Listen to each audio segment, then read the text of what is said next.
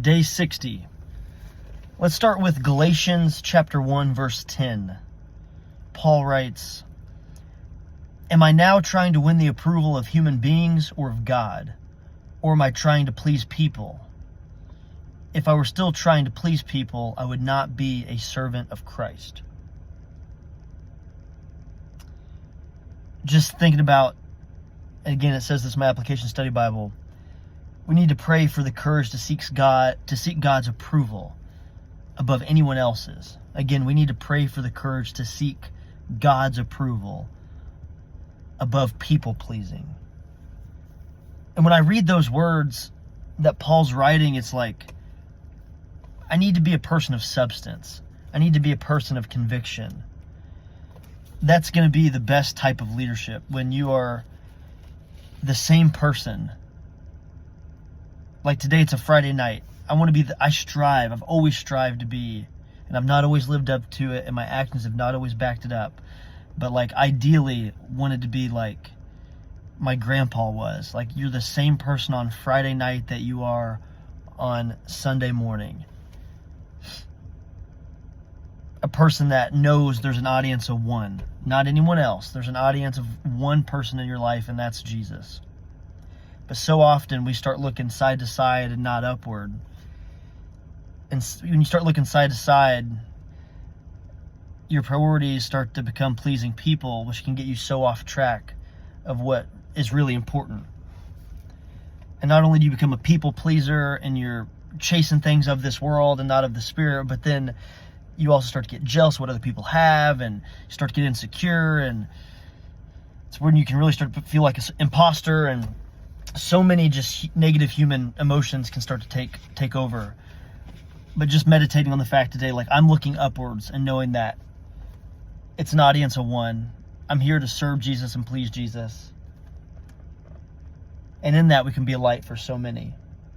So again, am I trying to win the approval of human beings or of God? Or am I trying to please people? If I were still trying to please people, I would not be a servant of Christ. And when I was thinking about just being a person of substance and conviction, and this is talking about just leadership to me, there were some quotes that, and maybe sometimes I relate these well, and sometimes maybe they're just separate topics, but I try to tie them together. And I think these quotes because I think it just takes discipline, and it takes, again, leadership and conviction and substance. Those are the words I've mentioned in this video, and that's what I feel when I read those words that Paul's writing. And those types of words, I'm searching quotes on them. And again, discipline and immediate gratification versus delayed gratification. These are the topics that are kind of coming across my searches. And here's what I got for you today. And there's multiple quotes and multiple kind of motivational things, but let's go through some of them. One, it says, "The ability to discipline yourself and to delay gratification in the short term in order to enjoy greater rewards in the long term is the indispensable prerequisite for success." To enjoy greater rewards in the long term, it's the indispensable prerequisite for success. Another one, it says, you're either going to experience the pain of discipline or the pain of regret. You be the one to choose. Another one just popped in my mind, and I wrote it down right before this video, but it says, and this is like a quote I read 10 years ago, and it stuck with me. It says, "We're born physically weak, and we typically die physically weak. But what we do in between is up to us." And now I know I'm getting a little gym motivational, and maybe not as much, but just the idea of we can choose in our life. I'm 30 years old right now. I'd like to think I'm still in the front 9 in my life, It's I don't want to be on my deathbed and think, and this, I'm just using physicality as an example, but this is also relates to how you treat people and how you live spiritually and the habits and rhythms of your life. But I'm just saying physically here, it's I want to choose in the time that I am physically capable, when I'm somewhat of a young man. I don't want to look back when I'm, hopefully when if I make it to 80 and I'm on my deathbed, to look back and be like, man, I spent my weekdays and weekends not taking care of myself when I was 25, 30, 35 years old. I want to look back and say, man, I gave it all I had every single day, even the days I didn't feel like it, because I knew that it was the best for my body, and my body's connected to my mind, and my mind's connected to my spirit. Like, what we do in between 0 and our deathbed is the time that we're physically going to be the strongest. Like, invest in yourself physically and see what it does for you mentally.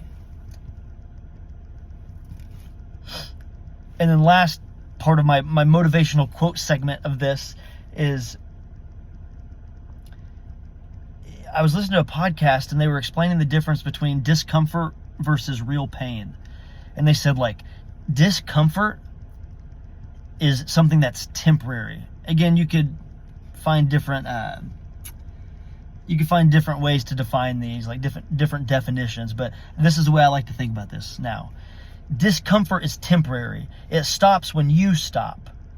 Discomfort is actually good because it gets you out of your comfort zone. So what are examples now that I've defined it this way of discomfort? Discomfort's like if you're taking a cold shower or a cold plunge. It can be very uncomfortable. It can feel painful or it can feel not natural. But convince yourself in that moment, the pain's going to stop when I stop. And it's going to give you the peace and the confidence and the ability to change your mind around that uncomfortable thing, to channel it to something that actually makes you feel good. Same with the gym. I always talk about doing that 7th, 8th, 9th, 10th rep on bench press or on leg extension or whatever you're doing. It's just discomfort, man. Like, you can get through it. And I've tried to rewire my brain over the years on that. Is like, it used to be like, oh, it hurts, you know. It's like, no, that's just discomfort. The pain will stop when you stop. But just keep going right now. Because that discomfort and that continual just reaching beyond your comfort zone is literally what makes you get better or go higher in said thing. Versus real pain that I talked about. Real pain is something that's outside of your control. Real pain doesn't stop when you stop. Real pain's external from the decision that you're making. And there's times and places in this life where we'll experience real pain as well. And I'm not, in this example, I'm not even talking about as much real pain. Like, real pain is something we'll experience, and we have to learn how to, you know, the real pain causes real scars, and there's ways to cope and deal with that healthy wise versus ways that we can distract and create vices. And maybe I'll save that kind of part of the conversation for another video sometime. But again, I'm just trying to mainly focus on the discomfort side. Is like, there's discomfort and real pain in life, but if there's something that you're doing that's just uncomfortable, that's pushing you beyond your limit, it's just as like, I'm in shorts. I always wear shorts, and people are always like, man, you're going to freeze. How are you going to do it? Like, how are you going to walk outside? It's just discomfort, man. Like, the pain's going to stop when I get inside. Like, let's not be crazy. Let's not, you know. So I try to think of that as like, if it's hard, if something you're doing, the gym, eating well, something that's against the grain in your daily rhythm, it's probably more so discomfort than it is real pain. And discomfort is good for the most part. Fight through it. It's temporary. So I'll just close with this today. It's a Friday night, 10 p.m. I signed the contract with myself. I wasn't going to miss this video. Definitely going to get it in before midnight. It was a busy day at work. Didn't have a chance to get away. Didn't have a chance to get to the gym. So we're going to the gym right after this at 10:01 p.m. right now. And it's like, man, it's a weekend. It's Friday night. There's going to be probably no one there at the gym. There's people that are out living more entertaining lives than me that probably have a lot, the revelry, the party, and the things that are going on right now. And it's like, I love the night now, and I take solace and pride and joy or whatever in the night that, you know, it's Friday. I get home from work, hang out with my kids, watch a little sports, get them to bed, you know, bath, brush teeth, bedtime routine, to the gym, back home, go to bed, wake up tomorrow morning feeling like $1 million, ready to do it again. That could be a little bit of a lonely life to some people. We're not out living in the revelry, but we're having a consistent day, a consistent week, a consistent year, because I want to be the same person today that I am tomorrow, on Sunday, and the rest of the week, the rest of my life. That's day 60.